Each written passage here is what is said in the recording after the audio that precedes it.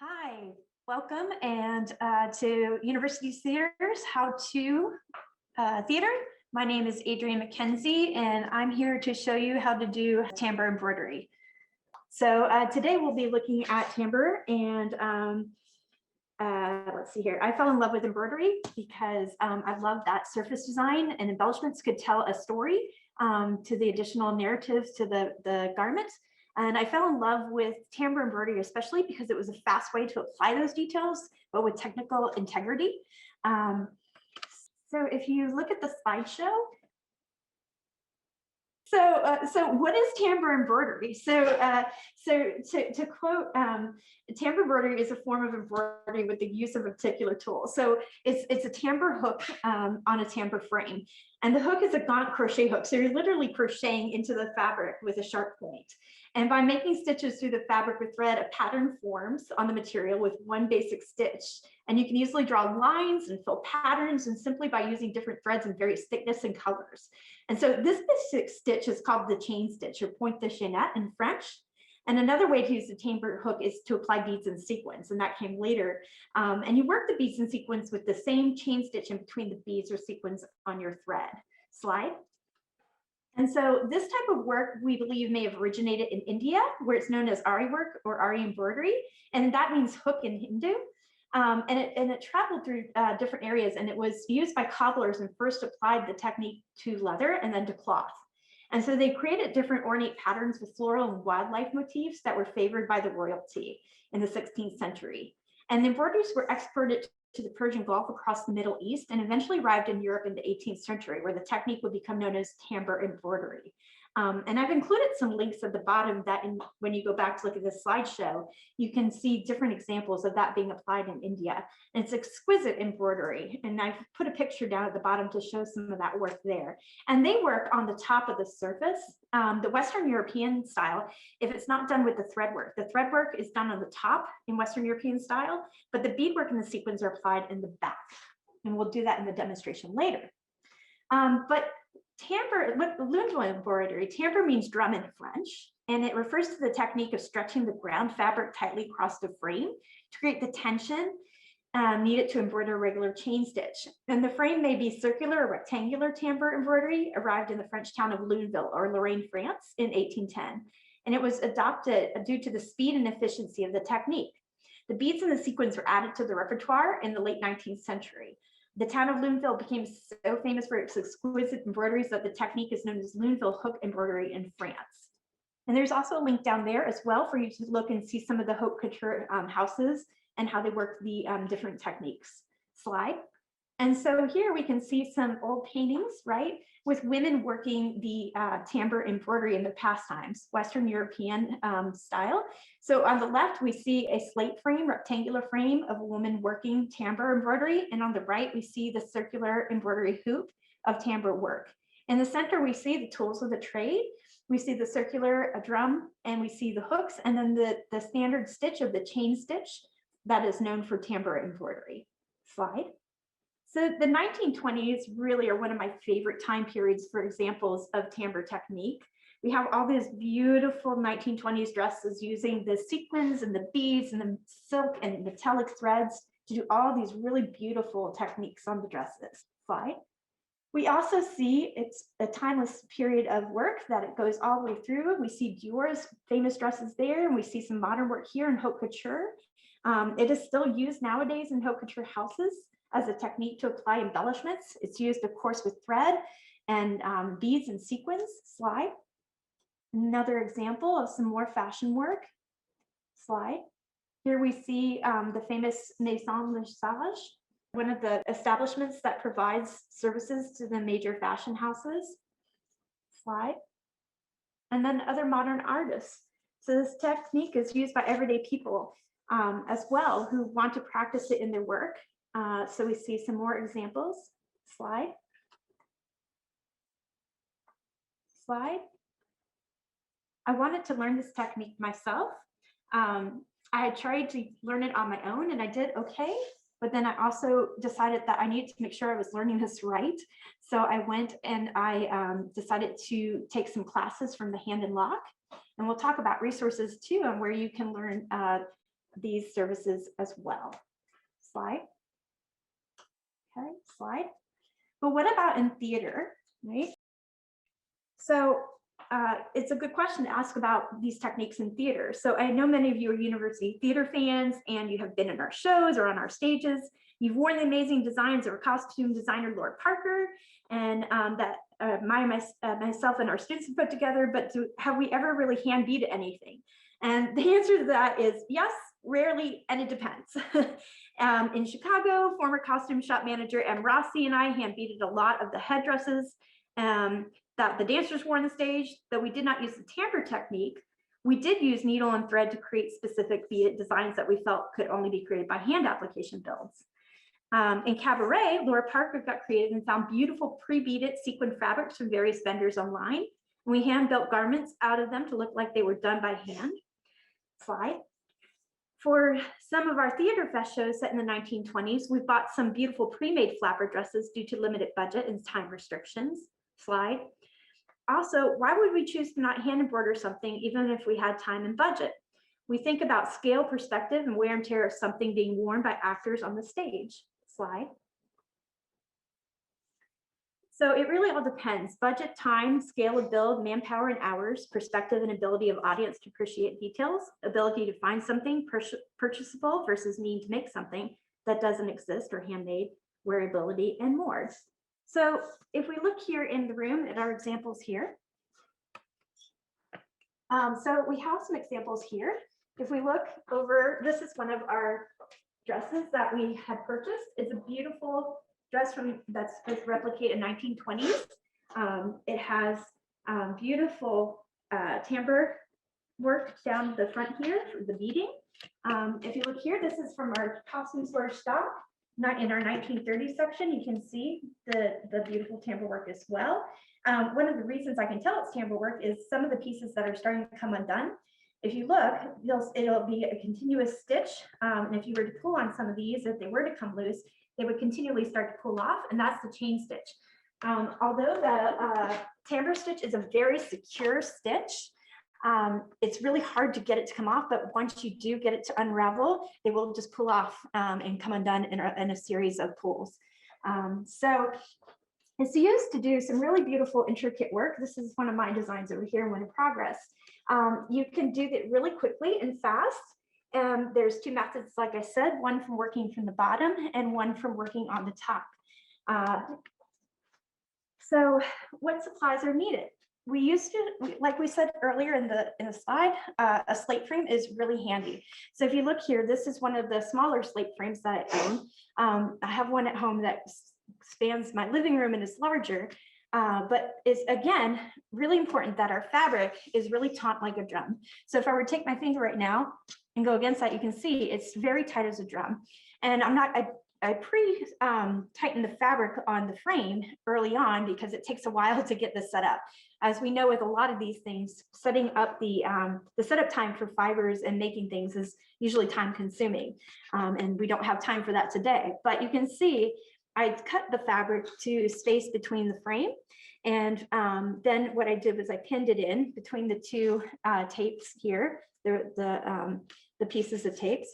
And then I used 12 tape to stretch between the two sides here as well. If I were to work longer on this frame, I would probably stitch in the different areas here instead of just having them pinned in. But since it's a demo, I'm just pinning it in for today.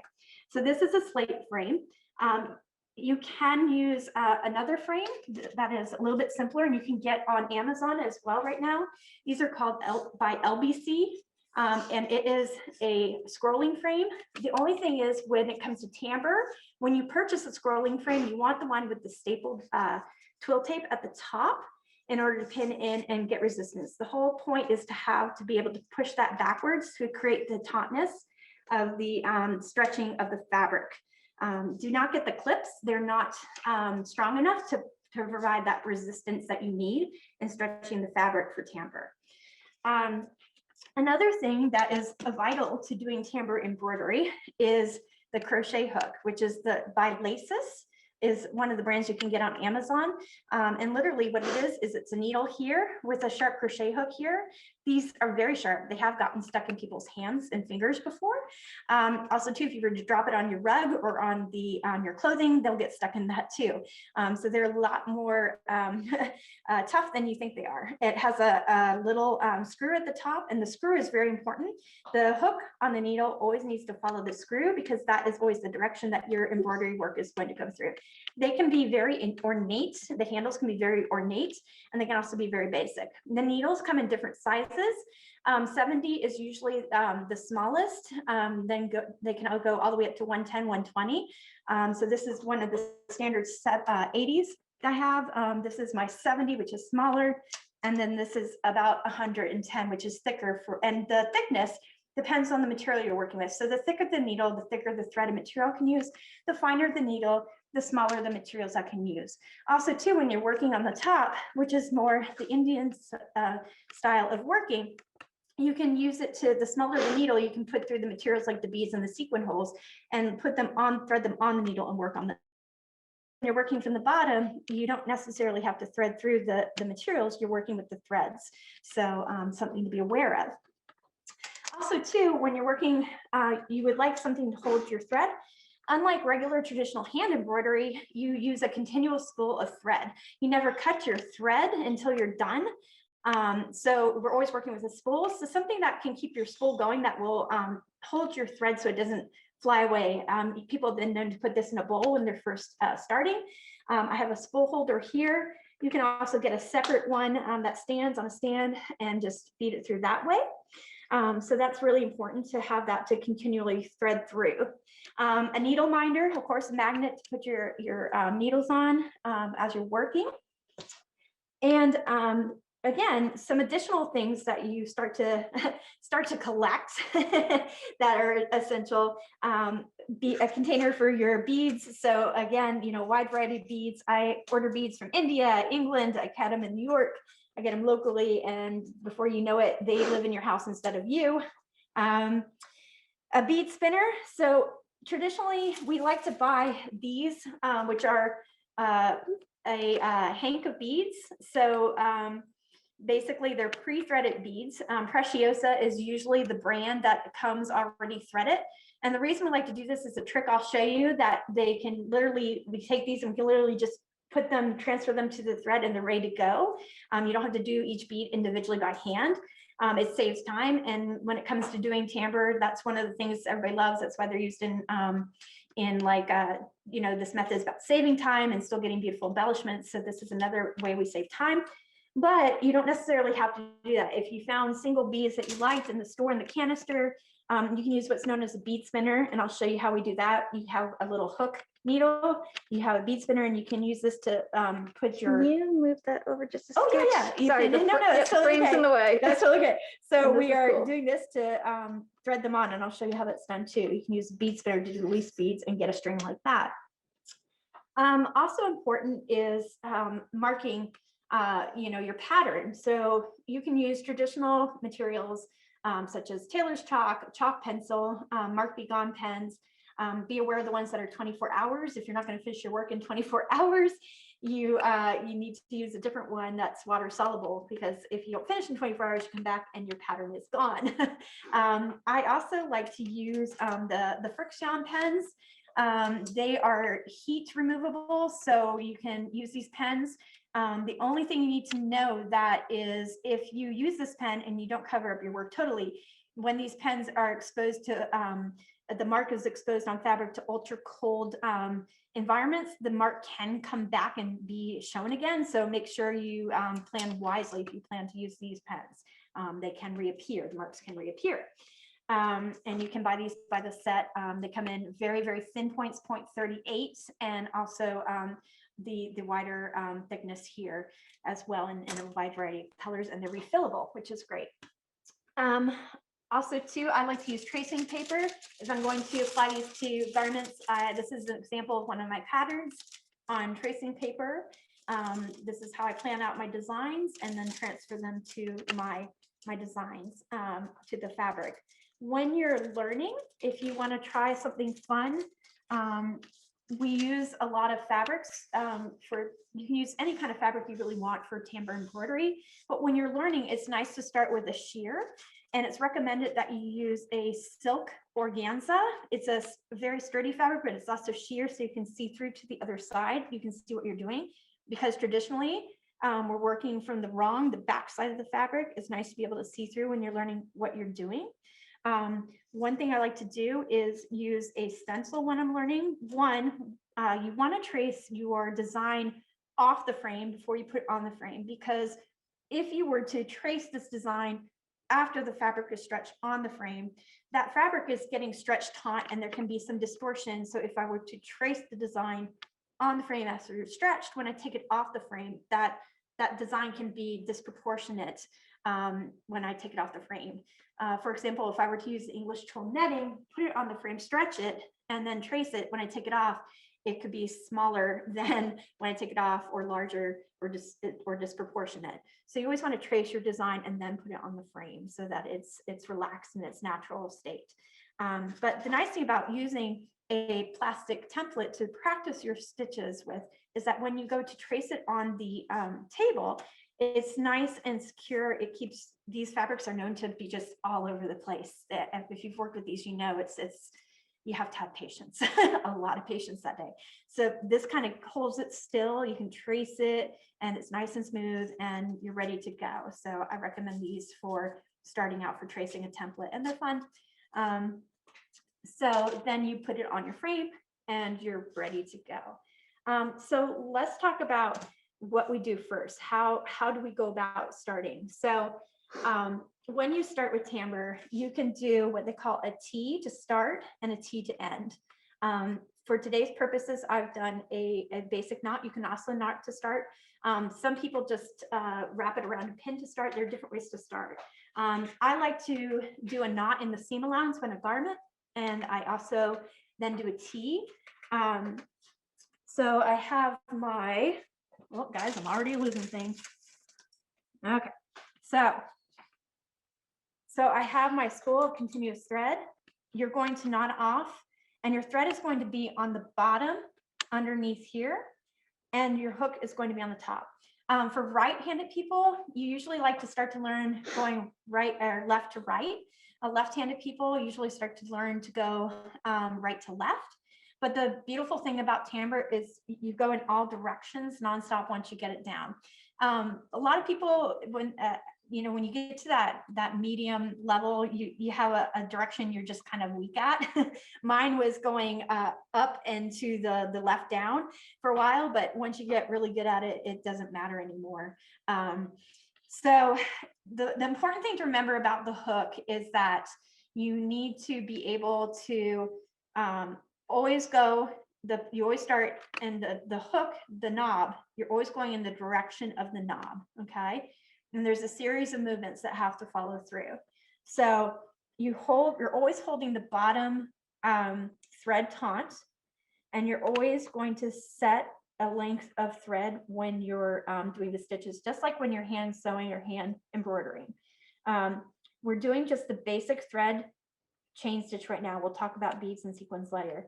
So I'm going to first do my first stitch. So I have the knob going in the direction I want to go forward, and I'm puncturing the fabric with my hook. And my tambour hook is perfectly straight. And now I'm holding this thread taut. You're using two hands all the time. And that's why you need a tambour frame, whether it's a tabletop standing like this, or it's a long frame standing on trestles. Trestles are like trays, like TV trays almost, that your frame can sit on, so you're not holding it. And now I'm going to take this thread and I'm going to wrap it clockwise all the way around the needle, the hook underneath. So I'm wrapping it clockwise around on the bottom. And then what I'm going to do is I'm going to take my tambour hook and I'm going to turn it clockwise halfway back, and I'm going to lean the needle back and pull up and catch my thread. And you can see I've caught my thread on the top, and now I'm going to rock it back counterclockwise so that the hook is in the direction I want to go. And I'm still keeping this taut, so I can pull this up and down, and it's not going anywhere. And then I'm going to go down the length of a stitch, and I've completed one stitch. I'm going to take this thread underneath, and I'm going to wrap it around one full turn. I'm going to take the knob, turn it in the opposite direction. I'm going to pull up, and I'm going to turn it clockwise or counterclockwise back again and go down. And it's this constant back and forth rocking motion. So I'm going to wrap the thread on the bottom, turn, pull up, go down, wrapping, pull, down, wrap, pull, down. And that's the chain stitch for Tambour embroidery. When you're learning, the hook will want to grab on the fabric, and that's normal. And it has a lot to do with how much pressure you're applying to the back, leaning back on the fabric. And usually it means that your hook isn't going through the little chain loop on the top. It has to do about the position of the needle, making it all the way through the loop. Now I'm going to show you how easy this comes out when you don't end it. So I'm going to take my crochet hook off, and that's how easy that comes out. But when you finish it, when you end it, once you secure the stitch in, it's not going anywhere. That's the beauty about this. It's so technically sound when you end it. So I'm going to do a chain stitch one more time. I'm going to go down. I'm wrapping. My knob is in the direction of the design going forward. So the knob is always facing the direction forward I want to go. I'm holding my thread taut underneath. I'm wrapping a full clockwise around the hook underneath. I turn the knob in the opposite halfway backwards, pulling up, and I go down, wrapping and rocking the whole time.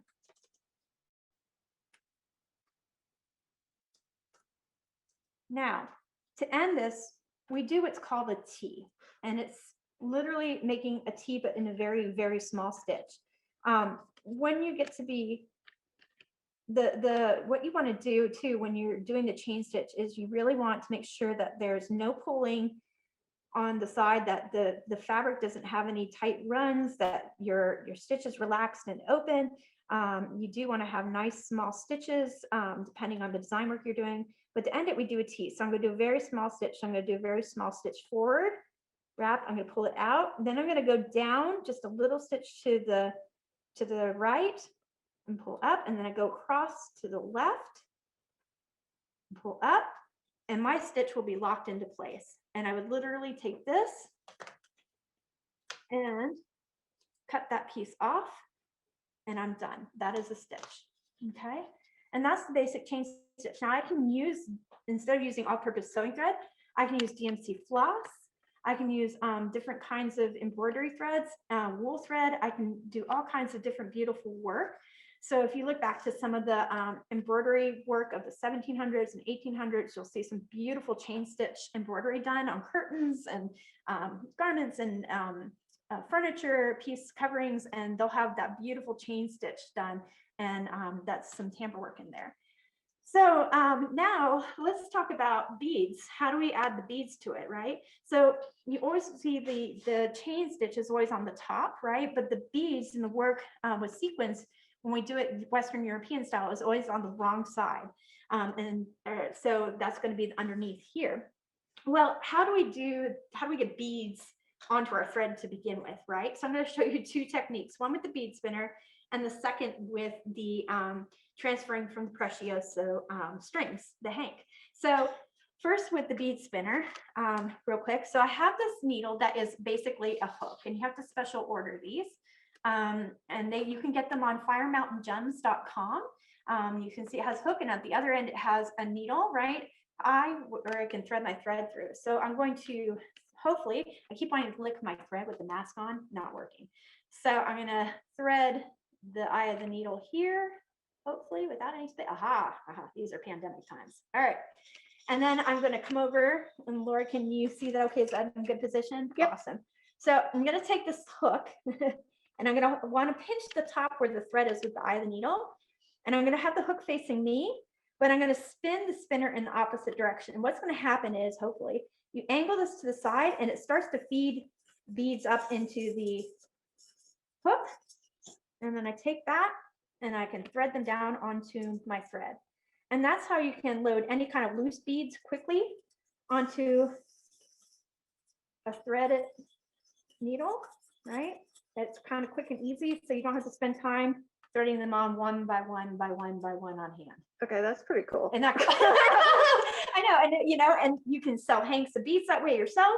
You can thread, you know, embroidery. You can thread necklaces, bracelets that way really quickly. So this is a bead spinner, and they're really not that expensive. You can get them on Fire Mountain Gems. I recommend the hand spinning ones versus the mechanical ones, just because you have more control and you get really fast at them. So that's a bead spinner. But what about taking one of those hanks and one of those bead and putting them on the thread here? Okay, let's do some magic. No, it's either going to be magic or tragedy. Okay, so this is where I was telling Laura in the class I took, there would be bead spills. This is where I call it you're sacrificing some beads to the embroidery gods. It happens. So these are bead hanks. You can order these on Fire Mountain Gems. You can get them on Etsy too. They come in a variety of sizes. Precioso is a brand. So they come out at the top. Sometimes they're really nicely done. Sometimes they fall off, and you know when you pick them up. But you want to try to find one that is looped on the bottom, and then you want to try to find it at the top here, where it's together. And this is where you either find yourself being a good person or a bad person with lots of patience or no patience. So I'm going to find here. Okay. And then you kind of find your way up. Aha. And then when you find your way up, you want to take a deep breath, slide the beads down, and then give it a little pull and just breathe. And just only pull so much. Some of them will slide out really far. Some of them will only slide out so much. Okay. Then you're going to be brave and you're going to cut the threads at the top. And some of them will fall off. That's okay. Okay. Oh, two came off. All right. This one was naughty. All right. That's okay. You know how Bob Ross is like happy trees? These are not happy trees. Okay. So, you know, bounce the beads off. Oh, the housekeeping is going to hate me. All right. So then we have the two strands here. Okay. If it's really close to the top, take some of those beads off, save them if you can. If you can't, that's okay. Then what you want to do, take the length that is the longest, gently put that down. Then you want to take the top end here, and you want to not take the two beads here and knot the end off with the two beads in it. That'll anchor them into place. Also, if you see my hand shaking, I have a little thing called essential tremor. I can't control the shaking in my hands. I make it work. Yes, I am a little nervous today, guys, but half of that's essential training. So I'm knotting off the beads on the end of the bead string here. Okay, so I have a little anchor there. Hopefully they won't be going anywhere. And now slide that down. Ha ha ha, we win. Then what I'm going to do is I'm going to take the end of my thread and I'm going to take a regular sewing needle. You can also use the Tambour hook, only if the thread that the beads are on is thick. Sometimes the beads, if they're like small, like size 15, which is really tiny seed beads, you can't do it with the Tambour hook. You would need to use like a beading needle to do this, but this thread is a little bit bigger. So I'm going to take the thread and I'm going to put it over my finger like that. I'm going to take the sewing needle. I'm going to pierce the center of the thread. And you want to really make sure it goes through the center of the thread, because if it doesn't, we're in trouble. I'm going to pull the sewing thread through. You want to give it a nice long length. And then you want to make sure all the threads are going in the direction towards the sewing thread spool. And you're just going to slide those on. You just slide them all on the sewing thread. And then take that off and voila, you've got a whole strand of beads on ready to go. Super easy and fun. Again, time saving. Now we wanna bead. So Catherine says that is magical. it is magical, right? It's life changing. So yeah, sorry, Catherine, not sorry. So now I'm going to thread my needle and hopefully no pressure, can put spin on it. Shaky hands, shaky hands. Okay, so now I'm going to come up. And again, we're going to do this Western European style. So I'm going to work from the back. So I'm going to bring my needle up through the bottom and I'm going to knot off because I like to sleep at night because most of the stuff I do is wearable. I just like to know like it's gonna travel well. So I'm going to knot off here and then I could do a T, knotting into the fabric. I just got to make sure. Lately, I've been working a lot from the top, so I got to make sure when I go back to working from the wrong side, I'm doing this right and I'm not reversing things. So give me a moment for my brain to catch up with which side is which, guys. So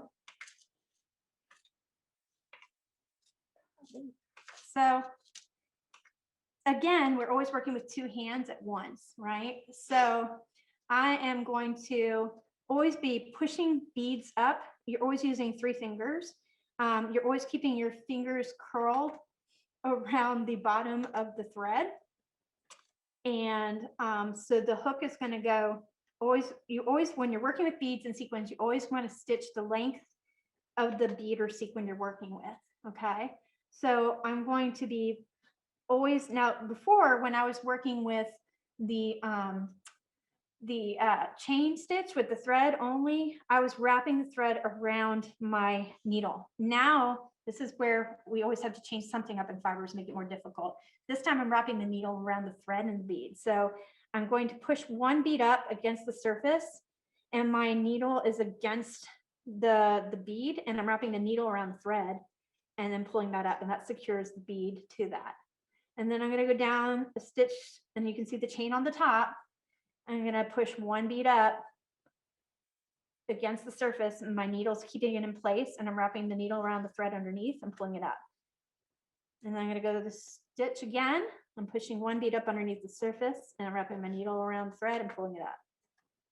But you can see there, right? Pushing that up, wrapping, pull. And you can see like how fast it starts to go, right? It's just incredibly fun. And you just say to yourself, why would I stop to, I mean, there's some things, yes, you want to do with hand embroidery that you can't do with tambour and vice versa, but you know, you just start pushing these up. It's just so satisfying. Get in rhythm, put some good music on your headphones. So again, I'm going down, I'm pushing one bead up and see how my needle can hold that bead in. If I lax it up, the bead falls. The bead is pushed up against there and my needle's holding that. I'm wrapping the needle around the thread and I pull the needle up and it's in place. Needle down. My knob is still on top going in the direction of the design. I push the bead up and then I wrap my needle, my knob is still in the direction of the design, wrapping the needle around the thread. Then I turn my knob in the opposite direction and pull up and that hook is catching that thread.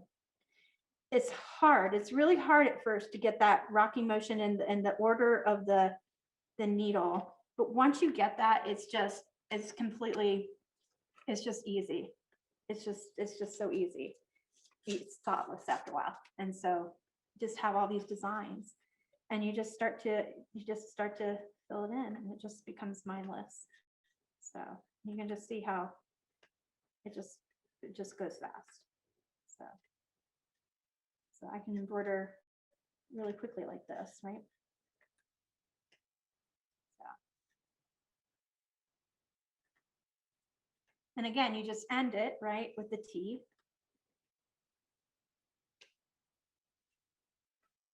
And you're done.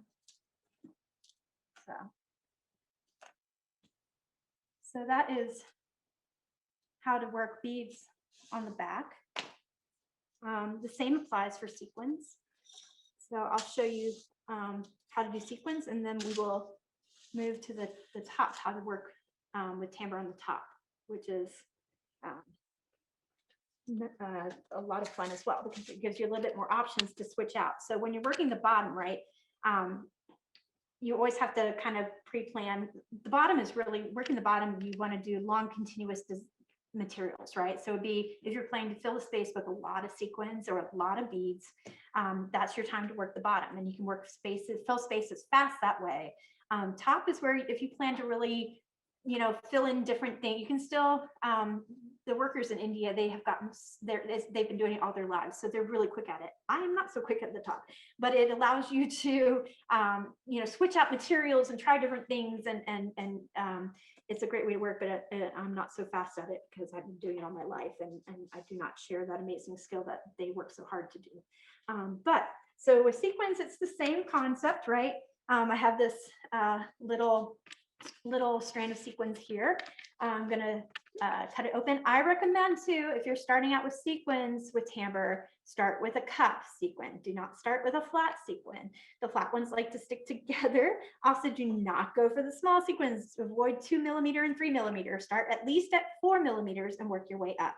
Also, too, don't go for too large a sequin, believe it or not, when you're starting, because those can be really hard to manipulate just as much as small ones. Now, sequins are different when you're putting them on, threading them on for Tambour. You always want to thread them, especially the cupped ones, always have to be cup up when you thread them. Flat ones, it doesn't matter unless the design is one way. If there's a certain design, they need to be up too. So cup up when you're threading cup sequins, right? So I'm going to cut this so that the cup is up. So I'm cutting that in there. And this is a very thin sewing thread here, so bear with me. It might be really hard to get that on, but we're going to try. I will admit defeat and hand thread them on if I need to for this purpose of the video. So I'm going to thread my needle here. So I am going to, oh, they're sliding off. It's a rebellion. It's a rebellion, people. Oh dear. All right, that's okay. That means it's going to be a good session. We made our sacrifice to the gods. All right. That's right. I use some that I do not use a lot of the time. I already told my friends, I said, something's going to go wrong because we're using beads and sequins. I said, it's only a matter of time. All right. I see how it is. All right.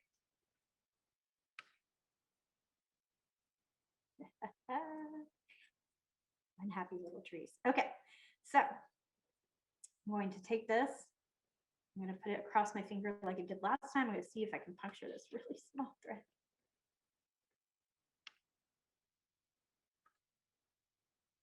Because why not? All right. And then I'm going to thread the sequins, what's left of them, on. We'll just do a few. You can buy some really good sequins pre-threaded if you are looking for some really different ones. Embroidery Material, that's the name of the shop on Etsy, has some great ones from India. So they are a great shop as well. They have some really beautiful ones that are pre-threaded. They also sell beautiful sequins, like 250 grams of them for hardly anything. But they're a great vendor as well. So, all right, so I got some on there after some beautiful shiny chaos. All right, so now I'm going to do the same thing. Again, I threaded those on cup up, and what that will do is now that places the bottom of the cup, right, the bottom of them against the bottom of the fabric so that they'll sit properly face up when out inside I put this the right direction. So again, I'm going to knot this into my design. The knot's going on the wrong side. Again, I'm working on the wrong side of the fabric, right? Because we like to do things difficult. All right. So knotting in here. And I'm using dark purple thread so you guys can see what I'm doing today. But naturally, unless there's a design purpose to it, you would usually want to either, whatever would blend in most, match your fabric or match your materials so that, you know, you would see what's important first and foremost, usually the embellishments. So we have a question. Yeah. Nicole asks, when you say cup up, yes, are you referring to the concave or the convex side? So the cup of the sequin, can you see my Let me see. I'll no. go. Okay. Okay. Let's see. Like this. So, okay. So the cup of the sequin, right, is cupped like. I am not a great camera person. There we go. Okay. So the cup of the sequin is like this, right? So we have the inside, the dip inside, right? And then we have it sitting like this. So the cup is up. It is not down, right? So cup up. Okay. So you always want that cup up. Sorry for the camera. No, it's okay. Laura's doing amazing. No, She looks so official back there. Like if it was me and they gave me all those buttons, I'd be like, I'm out. So, all right. So sequins are a little bit harder. This is where if you have a fingernail on your thumb, you're going to be so happy. I cut my fingernail one day on my thumb and not thinking about it. I was like, this is great. And I went to go do some embroidery. I was like, this is not great. So I'm pushing the sequin up. See how I'm pushing that up against the surface? Watch as my tambour hook goes down right against the edge there of my sequin, right? And then I'm going to take my sequin and my hook and I'm going to wrap it around that thread. See? And then I'm pulling it up. Oop, going slow is hard. I notice when you slow things down, the dog goes to heck in the handbasket. And then going up. And then I'm going to push up the sequin. I'm using the sequin as judgment for my length of my stitch. Okay. I'm going around and pulling that up. Now, it depends, right? Again, on the aesthetic, but normally my teacher used to say that you would like to try to cover up the holes between the sequins so they overlap. Is usually a very beautiful aesthetic. Sometimes you do like to space them so that it just depends on what design aesthetic you're looking for. You can also space them out and do a stitch in between. So I could do a stitch here, right, to space it, and then do another sequin, right, to give it a little bit more length. Put that down there. So again, you can do spacing stitches in between. You can use metallic threads too. I have some really beautiful gold sulky thread at home that has been really beautiful. It looks gorgeous with like other materials to use as work, space work, the stitch work in there for the chain stitch too. So the sequin again, I'm putting the sequin down. I'm putting my hook in right to the edge of that sequin. I'm putting my hook against the thread. I'm wrapping my hook around that thread, turning in the opposite direction, pulling up. And that's the same principle as everything. So it's just once you get that basic stitch down, you can basically just do everything you need to do with the tambour stitch. It's just that one stitch, and it just takes a little bit to master it. But once you master it, you know, the world is yours. So now I'm going to show you how to work on the top. Okay. It's a lot of fun. I actually love working on the top. It was so awkward for me at first when I went to working on the top with things. But it really opens up a lot of options for you for just changing out materials. I used it a lot. I entered the hand and lock contest, and it actually that time frame in entering that helped me develop the top work so much better. So working on the top, nothing changes except how you apply the materials. The stitch is the same, the application is the same. It's just how you put the materials on and how you thread your needle. So you're actually, instead of going up on the top to knot off, you're going to come from the bottom. So I'm going to come from the bottom of my needle and take my needle back down, and I'm going to knot off below. I'm just going to knot off here below.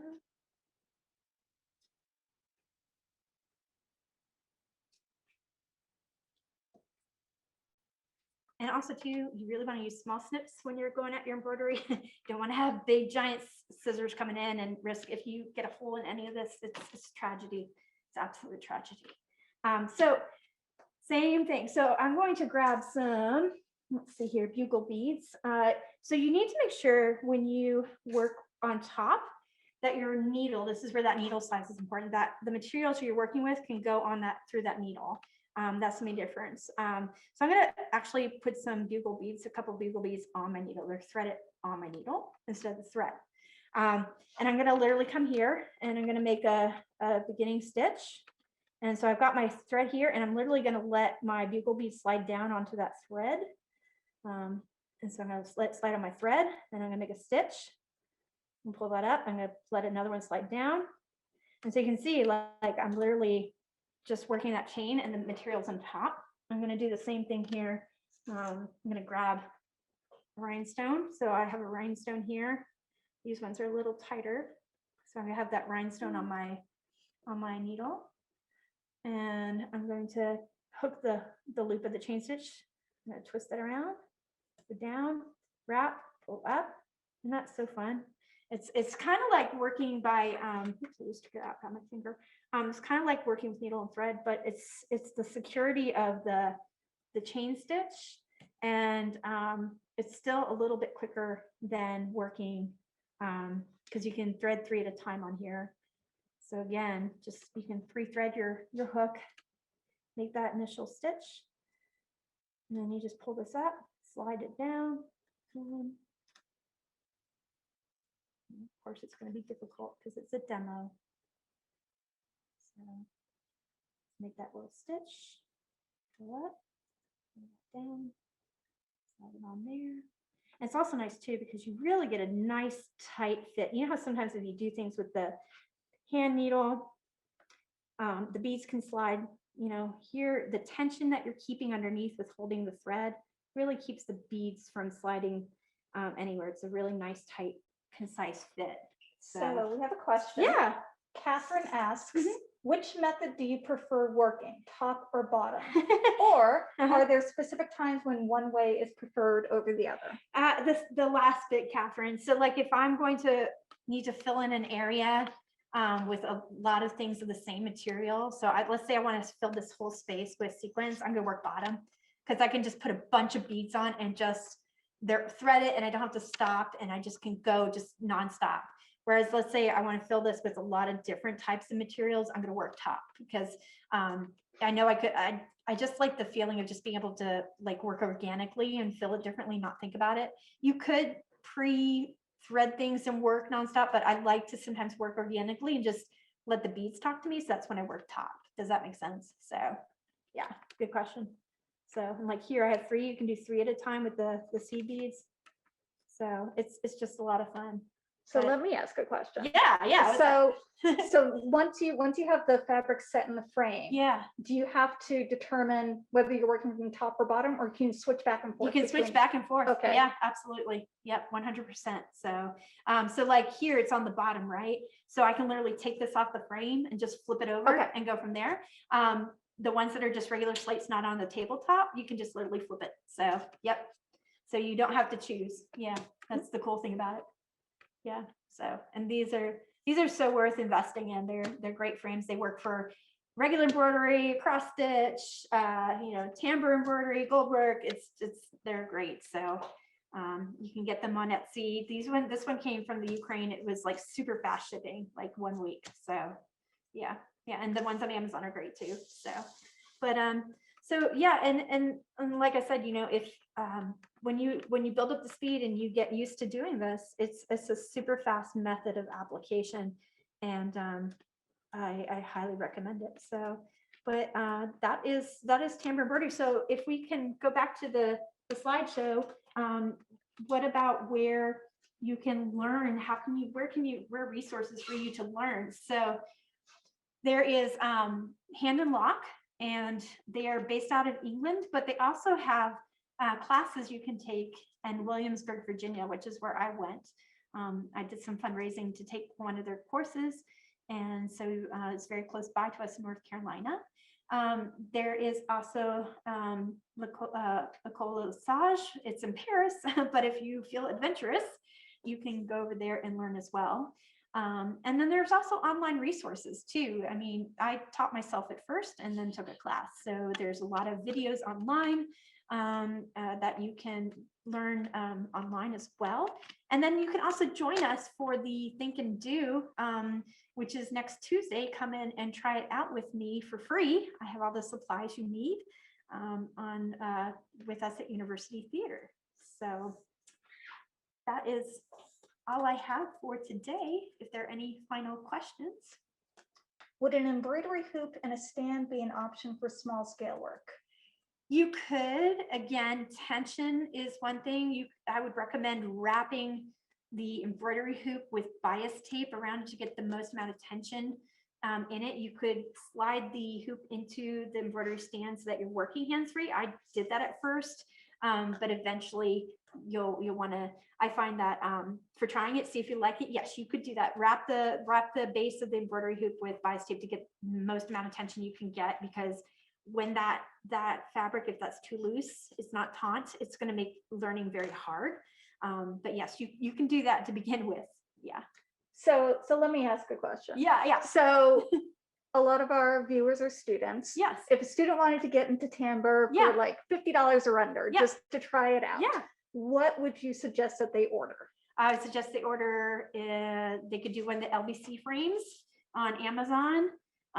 They could do a half a yard of silk from Mood Fabrics, or they could try a piece of, I hate to say it, but you could try a piece of polyester fabric from Joann's. You could try it. You could get your Tambour hook for $8.99 from Amazon, and just go grab some beads that are from Joann's and a spool of thread. Put that thread in the bowl and just go for it. Okay. Yeah. And you want to show them the Yep. spool frame? Yep. So this is the LBC frame. You can get them on Amazon. But like I said, if you're really, really desperate, you're like, I really want to do this, don't let it stop you. Grab a hoop, wrap bias tape, around. You can get bias tape at Joann's in the sewing section around the hoop, and to tighten that up and go for it. So yeah, don't let it stop you. All right. So we have about 20 minutes left. So if the participants can hear me, I hope you can. Is there anything that you would like Adrienne to demonstrate again before we log off? We've got about 20 minutes left. Well, I just want to see the basic chain stitch again. Okay. Because I am not a smart person. Okay, no problem. So the basic chain stitch, you have your continual thread here. So again, you're always working with a continual spool of thread. And Nicole is asking for a close-up of starting with the thread. Yes. And how it gets threaded. And then Sasha is asking if you can do the chain stitch on top. Absolutely. Yeah, absolutely. So we are going to take our continual spool of thread here, and so I'm going to thread my needle, just a regular sewing needle. I'm going to take it through the eye of the needle here. And I'm just going to go in a straight line this time.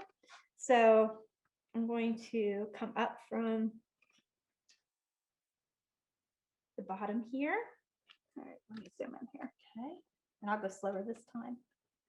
And I'm going to knot off into the fabric. Okay. Let's make a little loop into the fabric like I do when I'm sewing. Take my needle through the loop. And pull. And I'm going to do it again just so I can sleep at night. And if it's in the seam allowance of something, it's nice and safe and unseen. And then you want to cut off, leave a little end, so it can wiggle down, but not off. Okay, so again, I'm always holding the thread taut from below, and I have my hook, okay? And the knob we're always facing the knob in the direction we want to go, okay? That knob is always leading the direction we want to go. I'm going to set the length of my stitch, and I'm going to puncture the fabric, okay? Underneath here, and we'll get to that in the next beat, I'm going to wrap my fabric, or wrap my thread clockwise, a full wrap around this needle underneath here. So I'm wrapping full clockwise all the way around. This knob then turns half of motion in the opposite direction, okay? So it goes from 3 o'clock to 9 o'clock.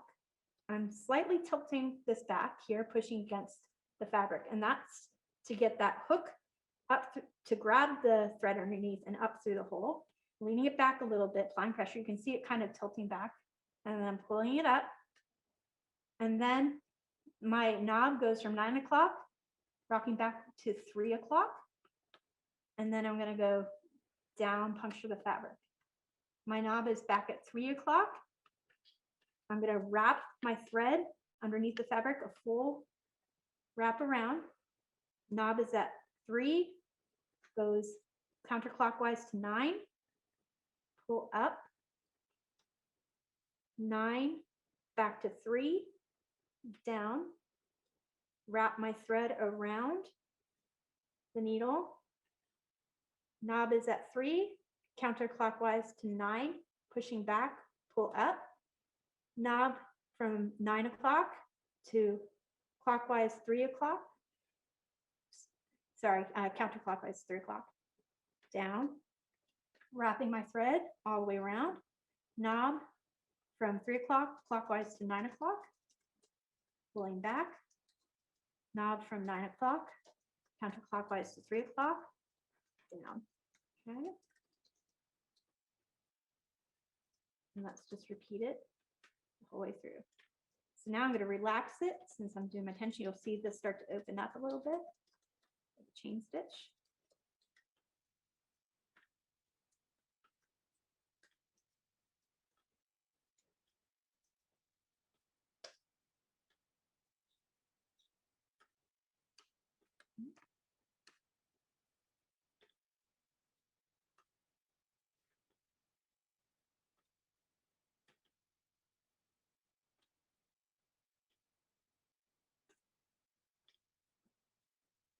Again, it's just continual. And you can tell if you're doing a good stitch because you won't see any pulls on the fabric. When you're first learning, you can always tell when your tension is really tight because you're nervous, and you'll get a lot of pulls on the fabric from the side. So, but you're always winding the thread underneath clockwise. So, and you can always tell too, if it starts to knot up or you're having problems getting the thread through, check that your thread isn't twisted. A lot of times too, you can have a hard time getting the thread up and through the chain if you've been twisting the thread the wrong way. So it's usually when everything's going great, it's just a really smooth going. And you're twisting the thread clockwise or counterclockwise? Around Clockwise. Okay. Yep, clockwise. Okay. Now to end, we do the T. So the T is 1 small stitch forward, 1 stitch across. I'm literally making the letter T. And then in the opposite direction. And then pull up, and that's locked in.